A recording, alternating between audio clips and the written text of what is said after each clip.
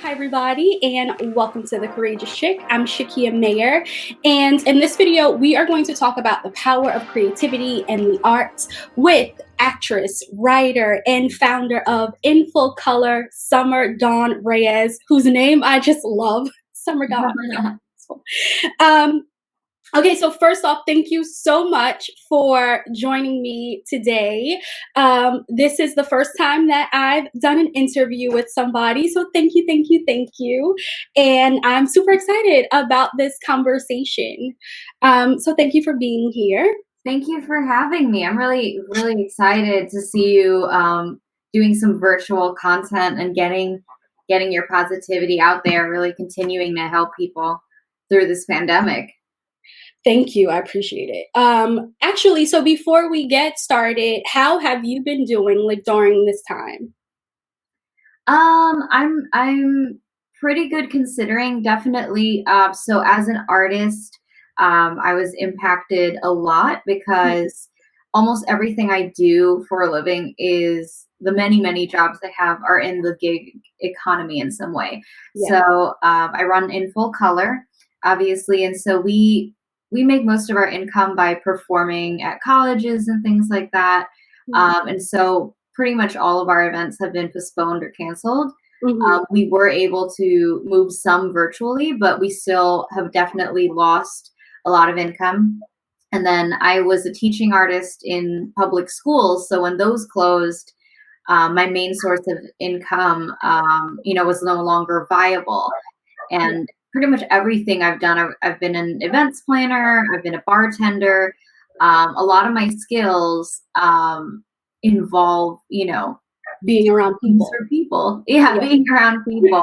Yeah. So, but I've been pretty good because I'm a writer, so I'm able to do some writing projects, some freelance writing projects, and then also just get creative and figure out how can we do stuff online and engage people online. And that's kind of been pretty fun. Yeah. And that's something we're going to jump into in a minute, actually. How have you been able to pivot your business and your art to this online space? But before we go any further, for those who don't know, so InfoColor empowers women of color through education and the arts, which I love. Can you talk a little bit more about that and what it means? What does that mean? Sure. So InfoColor supports women of color through all art forms, primarily theater and writing, but we're also doing more things for women who work in music, in comedy, in visual arts, in dance. And it's something I've been really passionate about for many years.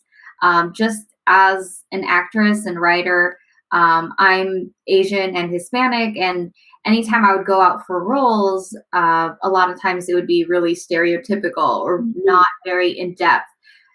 So because I'm a writer, I decided I would tell my own stories and create my own roles. And I realized other people wanted to do that and needed to do that as well. And now we're kind of looking to lead a storytelling revolution through all art forms that gives us a little more authentic representation in the art that we consume. More works where people of a certain background are sharing their experience of being of that background. And I think, just giving that authorship and that authenticity to people helps us all better understand each other and creates empathy, which is really, really what makes art powerful.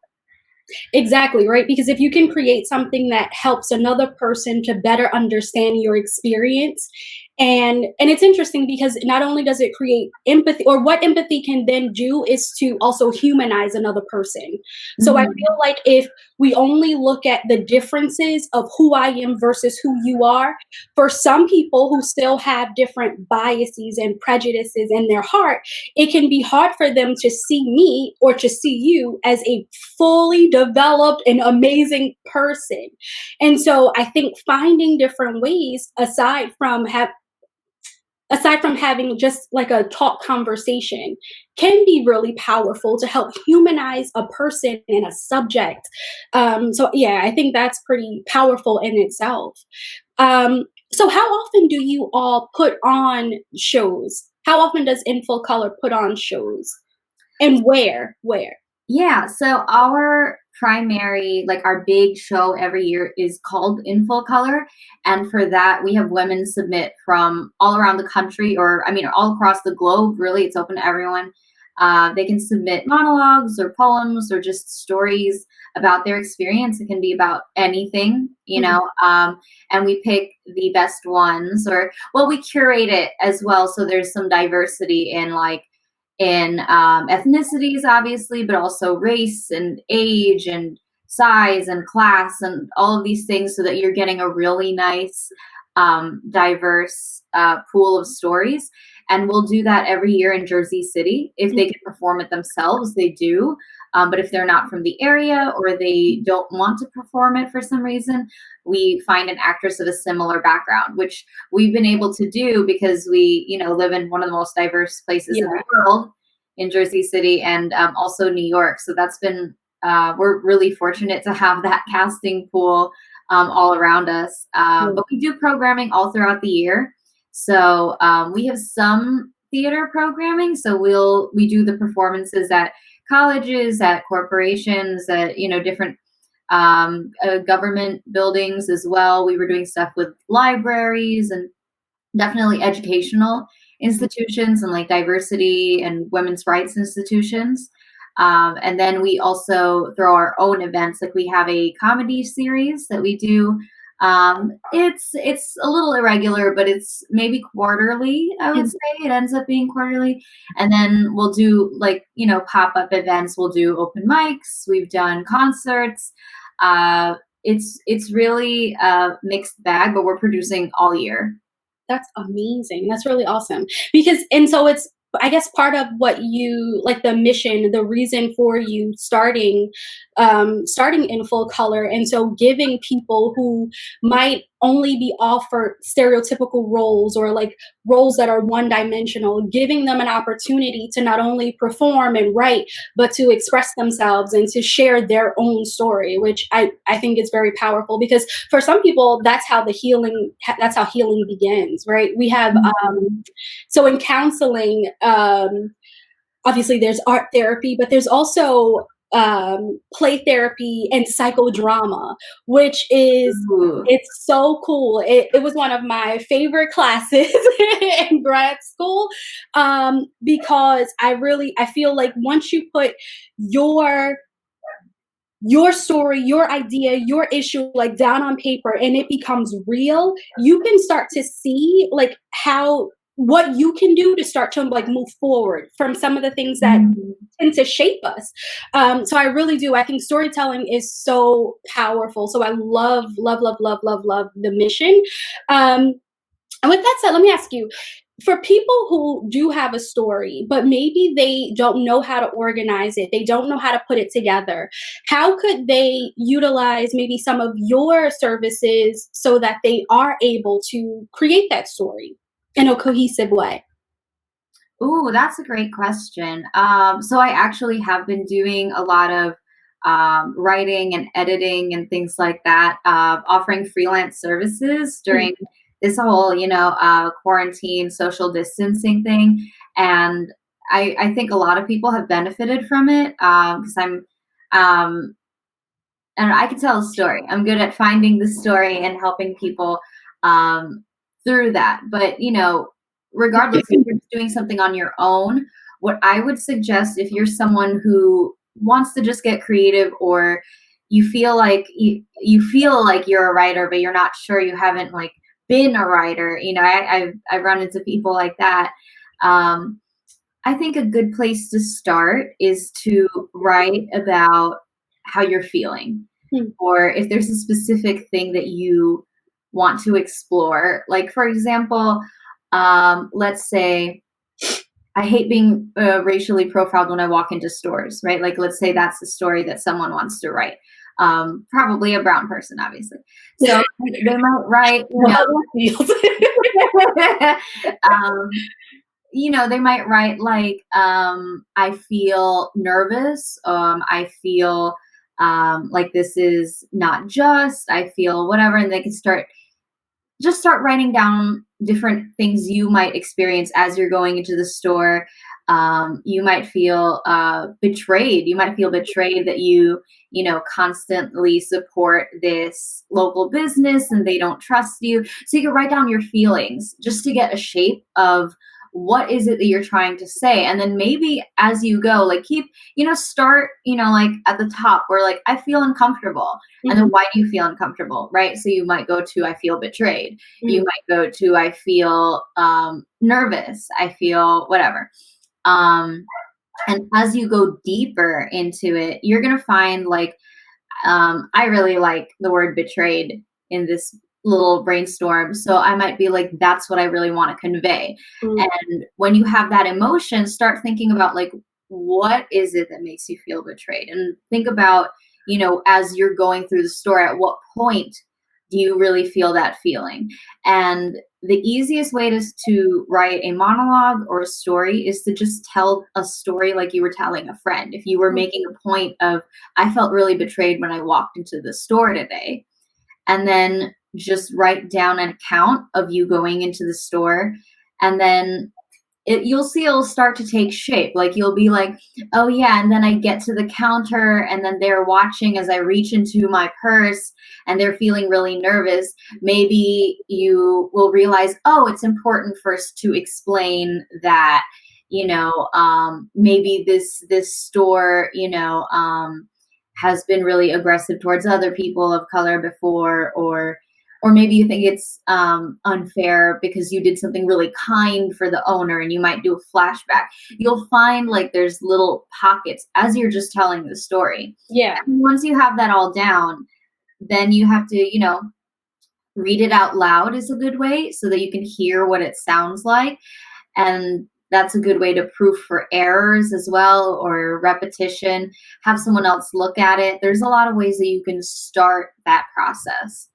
I love the tip of start as if you're talking to a friend, because then that takes something that feels so huge and it's just like, oh, well, if I were talking to you, I'd be like, girl, I went into this store and and XYZ happened. And so that definitely does. I really like that tip. That helps to make it easier. Because I know people who have been talking about like wanting to write books and plays and things like that. And a lot of times I hear, I don't know where to start. Like, I don't know how to break up the information. And so if they were starting, I think that's a really great tip. So you mentioned that during this time you've been doing a lot of like freelance. Have you thought about or are planning to do any virtual events? Yes. So we have been offering some virtual events. I actually did a crowdfunding webinar, and I'm looking to do more educational stuff because that's something that we have been really developing. We also did an organization workshop maybe like a month before all of this started happening in New Jersey anyway.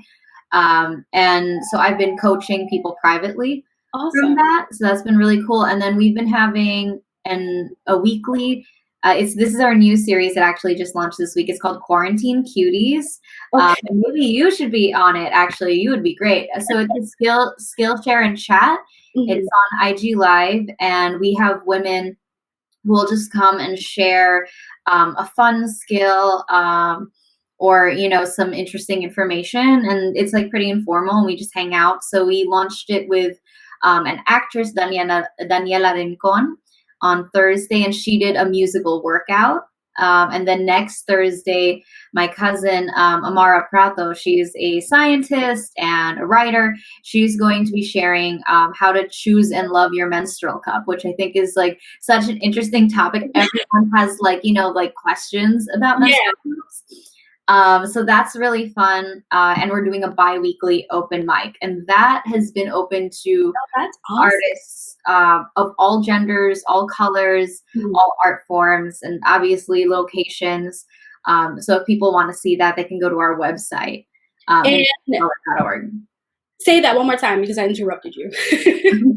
Our website is InfoColor.org. So we always have our events up there. Awesome. And where can they find you on IG? You mentioned that some of the, what did you call it? Quarantine Cuties? Yes. That's going to be on IG. So where can they find that? So our handle is at InfoColor US _. Okay, and I'll definitely put it somewhere in the video, in the Yay. description. Okay, so awesome. Are you guys offering any workshops, like writing workshops during this time? I'm thinking about it because definitely people have been interested and have been reaching out to me as a freelance editor or copywriter.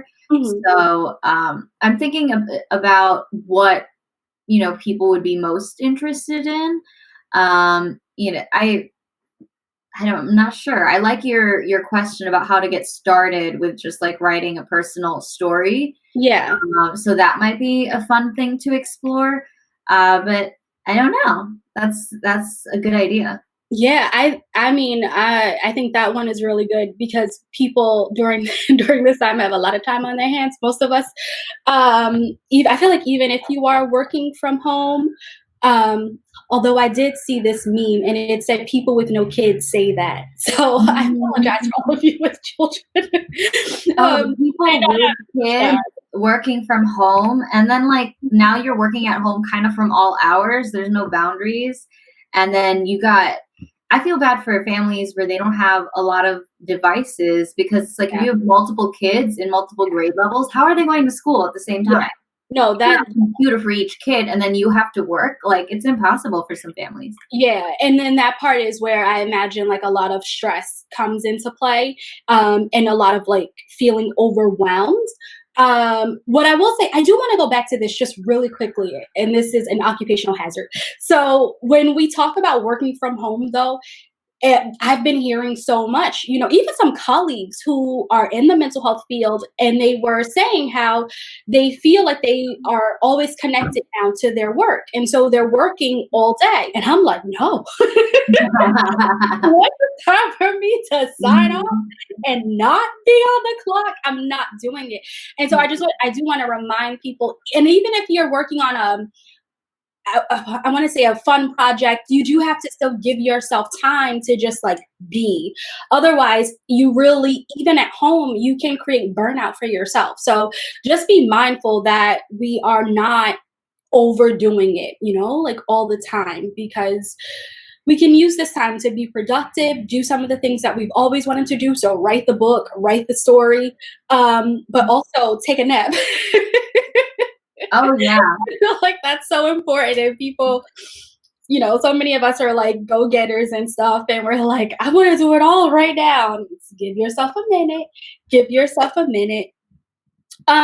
So actually, if somebody, and we kind of touched on this a little bit, but I just want to revisit it. If somebody is, let's say during this time, actually, you know what, before we do that, can you talk to us a little bit about the power of creativity? Like, why is being creative and why is expressing yourself in a creative way so important? Wow. I mean, that's a huge question. um, so I think creativity is really important because, and this kind of comes back to that idea of empathy. So, Mhm. especially as a teaching artist working with kids and education, I work with a wonderful, wonderful company called Young Audiences, and they have been giving us resources that allow us to better understand the importance of art. And it's stuff that I always kind of knew, but it was great to see it spelled out. And Mm, so it's really important for our social and emotional well-being. And I think, when you are creative, you get to explore how you feel, and yeah. that helps you develop your emotional intelligence and understand how other people feel. And all the key life skills are soft skills, right? So being creative enhances all of that, like being in touch with how you feel, being able to express what you think and feel in an effective way, right? Mhm. Being able to be receptive to that. And then it's also really just good for your mental health because it's a different part of your brain Yeah. than you're usually using, right? And it feels good to give yourself something, especially when you're in quarantine, something to accomplish. and something that is a challenge, but that you can do, right? Like if you're like for anyone who's like just exploring being creative, I think that you should start with something simple and really doable and forgiving, like coloring book pages. They're fun and they're creative, and you're using that part of your brain because you're like, what color would look good here? What can I do that's different, from how other people might be coloring it? Or maybe you're like, what is the best way most people might color this? And then you do it and you're done. The page is done, you feel like accomplished. It's I don't know, it's really affirming. Actually, I saw some of your a sample of the coloring pages on your website, and I thought, oh, this is awesome, because again, the therapist in me, I'm like, this is a mindfulness technique. Yeah. So it allows you to practice being in the present moment, to put all of your focus and attention just in this one thing, and as you said, use a different part of your brain.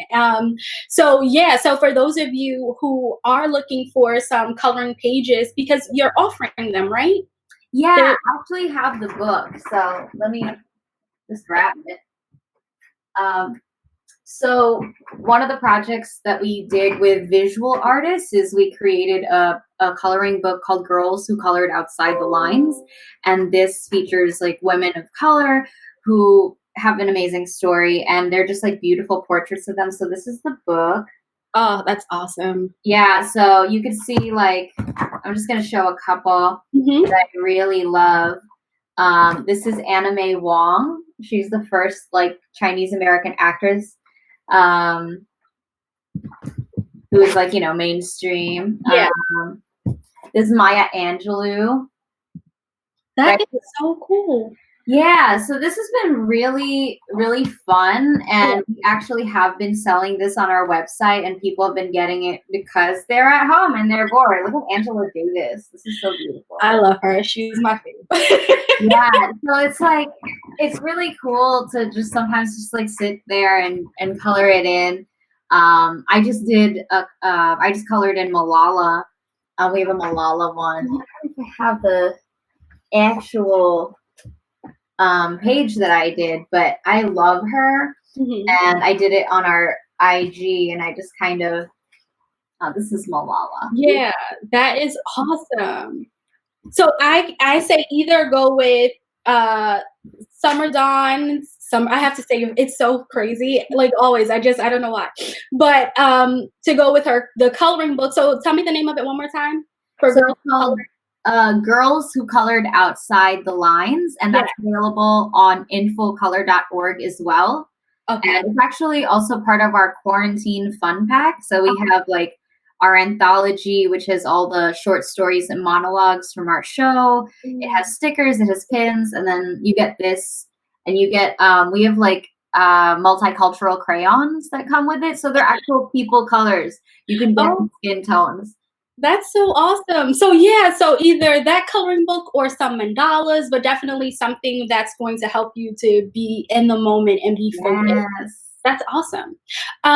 You know what InfoColor reminds me of when I watched some of the clips, and it puts me, and I hope this doesn't come off the wrong way, but it puts me in the same like mind frame of the vagina monologues, monologues. Except I guess there's some criticism of the vagina monologues. But the idea on like the storytelling part, and I know that you said it was also like poetry as well, different types of storytelling, and not just monologues. But that's what it puts me in the same, like it puts me in that space, which I think is a compliment, because of the type of impact that the vagina monologues had. People didn't even want to say the word vagina, and it started to change how people talked about themselves and how women saw themselves, and then the different types of stories that were included. And so I feel like with InfoColor, it can certainly help to change some of the dialogue and get people away from being afraid to talk about certain topics, what, so I know like you were on your the information about the organization, about how it's for like all women of color, it's inclusive in that way, which is amazing.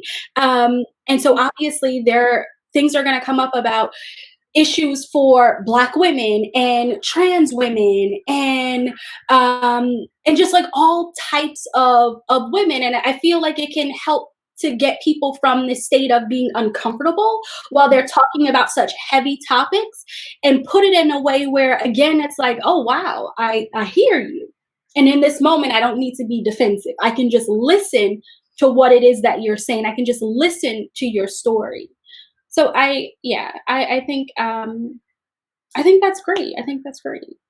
Yeah, I what I love about InfoColor is that everyone involved is learning something. Like every year I grow as a person and I'm being exposed to things that I didn't know about other people's cultures, because everyone's experience is their own and their experience is intersectional, right? You know and what a Muslim woman who is trans experiences is different from a cisgendered Muslim woman, or a Black Jewish woman is different from a Hispanic Jewish woman, and you just see like all these layers. And obviously, people are people, so every single person is different, but like I think a lot of people are nervous when they hear like, oh my gosh, it's a show about women of color, do you guys just hate on like white men, and I'm like, no, like actually most of our pieces don't have anything to do about white men, even though white men have appeared in some of the pieces because they're a part of our lives. Yeah. But and not as always as some villain, by the way. Like people are always like, oh wow.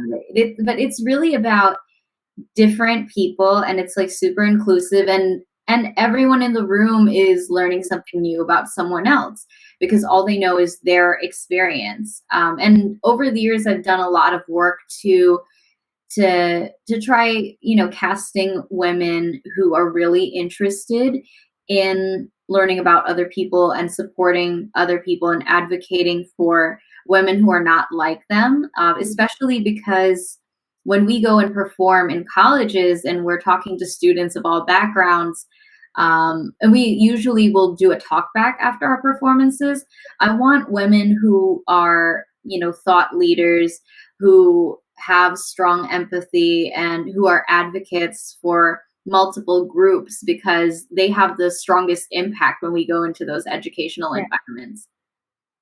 And also, so here's what I find to be very telling, because I feel that whenever there is any type of situation, organization where the focus is on people of color, the thought is, so do you guys hate like everybody else? Mm-hmm. Yeah. No, but I think a question like that is also very telling on specifically racial dynamics in America and classism and things, things like that, where you automatically think that the focus is going to be on maybe those within the majority instead of, well, no, even if I might talk about, let's just use that example of a white male, even if I might talk about the white male, one, it doesn't have to be negative. And two, it only might be a small piece of the story, Mm-hmm. So I think questions like that are also telling just of the world that we live in, and why like our organizations and programs like yours, like why that matters, yeah, I can go on and on about this. I'm not going to do that to you. I can too, though. So. Because it really is. It's so important. So I think it's just so dope, like what you're doing. And I hope that we can continue to just like support each other. And I'm trying to think of the word I'm looking for. But that you just continue to grow, and that this continues to grow, because it really is needed. So one other question I had in terms of the creativity piece, as we transition, if somebody, so we talked a little bit about it, but if let's say they're like, I am absolutely just not creative at all. I'm not a writer. I'm not an artist. I can't draw. Like I don't sculpt. what's Mhm. something, just like maybe one thing that they might be able to do to get them still in that creative space?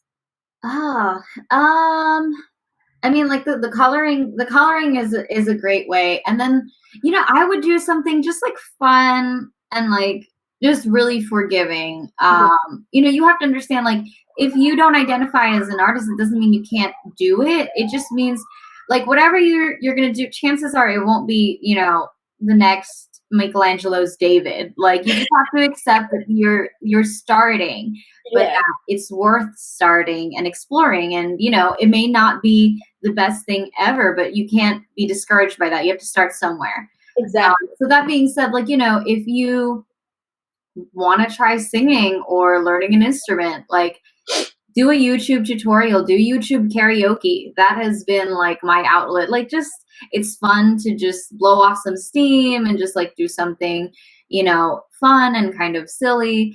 I would also just say, keep a journal. That Mhm. is very straightforward. That is only for your eyes. That gets your writing muscle nice and toned, though, when you keep journaling. And then that might make it easier for you to segue into doing some like more serious writing. Mhm. Um, and definitely take advantage. There's a lot of free or low cost tutorials online right now if you're trying to learn a new artistic skill.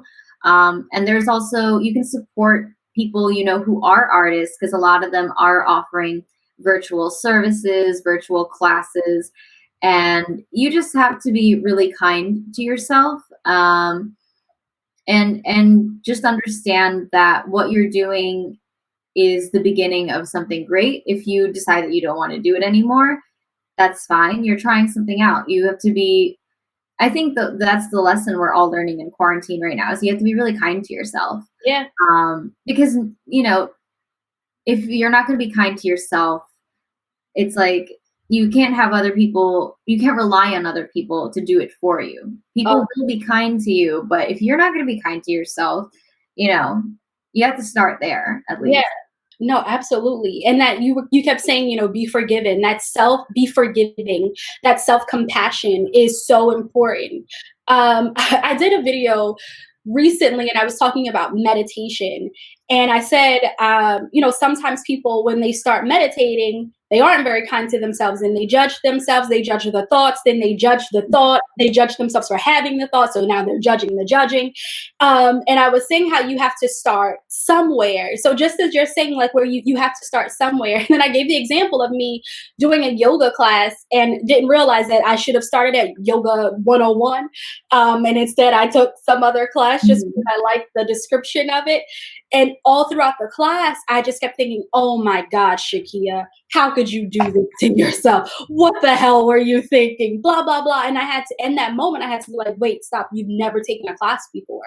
And so I think it's the same thing. If you are in this space where you want to do something different, where maybe you're looking for a way to express yourself, but you haven't written before, you don't really draw, you don't really use that creative muscle, that you can allow yourself to start at like a very beginner level, basic level, and that you can grow from there, and to be forgiving to yourself and to experience or practice rather that self-compassion and that kindness. And then when you do that with yourself, that then extends to other people, and then we can help one another, and people don't have to live in this world where everybody hates everybody. Yeah. So it can Oh, definitely have an impact. I think the other thing is to remember that art is a skill. All art forms are skills. So, yes, talent is involved. Some people take to things a lot easier than other people will. But, when you think about it, like you said, when you judge yourself, it's like if your quarantine project was learning another language, are you going to judge yourself for not being able to like write long and like elaborate sentences in something you just started? No, because that would be ridiculous and no one would expect you to. They would Yeah. expect you to say things like, the dog is brown, like like whatever it is. um but so you have to think of art the same way. You're at a beginner's level. Maybe you'll take to it a little easier. Like some people can be more linguistic, right? In this analogy, but you're not going to be great at it right off the bat. So you just have to continue developing the skill. And everyone you know who is great at that, when they started, they were the same as you. The same as you. There's a quote, and right now I'm blanking on who said it, but it was every master was once a beginner. And Mm-hmm. so, like, to remember that, because I feel like also in this world of social media, when we're like scrolling on up and down our news feeds, we forget that, and we see maybe some of the work that people are doing, we forget that they had to start, or if we're watching certain YouTube tutorials or TED Talks, we forget that they had to start. And so I love that. Just remember that art is a skill. Don't expect just because it is something creative that you will go out there and now create something amazing. Start somewhere. There are many additions to like books when people are writing, right? They have to go through revisions. And so Mm-hmm. start somewhere. So before we go, what is what's the like the and this might be a loaded question, but what's the lasting um type of impact? What's the type of impact you want to have for years to come with the type of work that you're doing for different communities and things like that? Yeah. I think for us, because the challenge we're taking on is pretty big, that the impact is going to be multifaceted. But I certainly want people of color to be more empowered in telling their story, to Mhm. have more opportunities to tell that story in an authentic way. I want people of all colors to be more receptive to learning about each other and be more empathetic towards each other, and to just straight up, learn something and understand something about each other's cultures. Mhm. And, I think a lot of people think, oh, art, that's a luxury. It's not as important, but it creates the lens through which we view the world. So ideally, if InfoColor is able to directly and indirectly create a stronger environment for people to be sharing their work authentically, Mhm. I do want to foster a really empathetic environment that could actually lead to policy change. Mm. More people being inspired to include other people in their legislation, in their advocacy, in the formation of their businesses, um, giving people seats at the table. I think that our impact can be outside the theater and off the stage, and in places that will make, very powerful change in some communities. Yeah, that's awesome. That's awesome. I feel like I've been saying that during this entire time, but it really is. um, do you have any thoughts before we log off? Like any final thoughts that you like to share?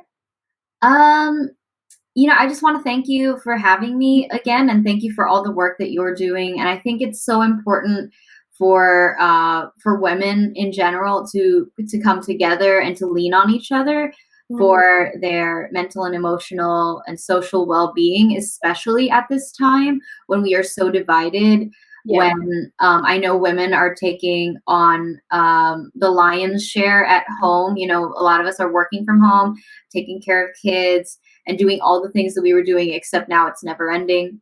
A Yeah. lot of people are quarantined with their abusers, and there's just so much inequity, even in something that is affecting everyone. Yeah. And so I really want to thank you for uplifting women, and I hope that more people can connect and impact women in the way that the Courageous Chick or In Full Color, strive to do. Mm. Thank you.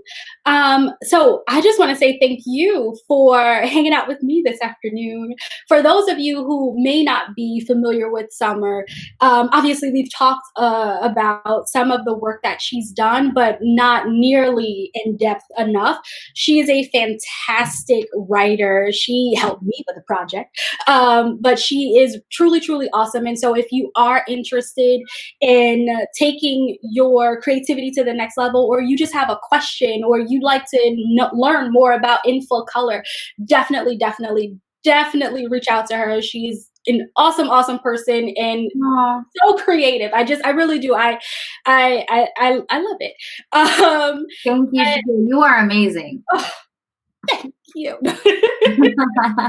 um, and so, just one more time, tell everybody where they can find you.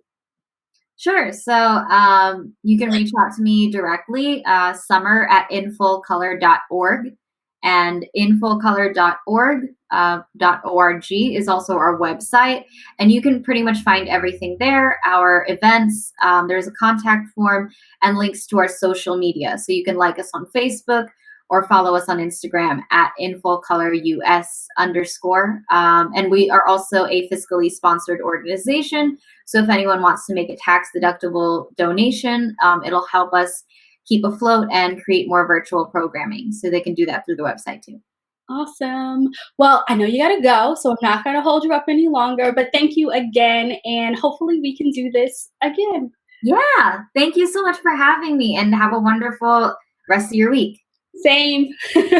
Bye. Bye.